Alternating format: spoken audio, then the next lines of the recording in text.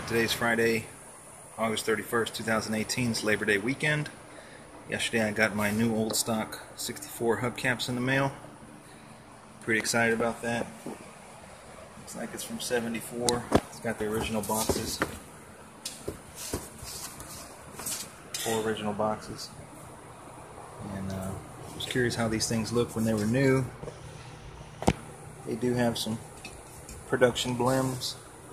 Well, I wouldn't call it a blem, but just part of mass producing. But overall, I mean, they're what you would expect. I'm not going to open these up. I'm just going to wait till the car's done. But that's why I wanted to paint the wheels to match the car.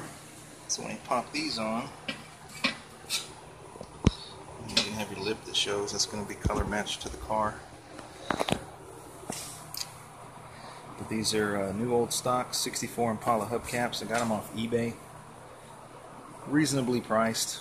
I mean, a used set's going for like at least $100 plus shipping in decent condition.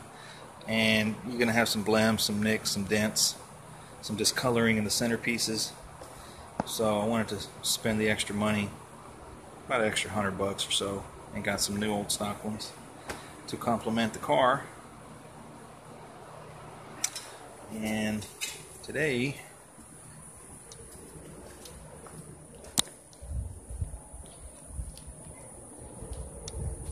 I trimmed up the firewall pieces, so we're gonna pop those on. Just gonna do a weld every few inches. I'm not gonna weld it all the way around, every few inches. And I got some reinforced Evercoat tiger hair. Go around the edges, smooth it out.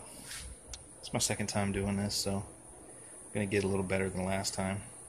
But I am going to make a template before I even left myself a note before I start welding. That way I have it for the next car. That's this week's update. Stay tuned.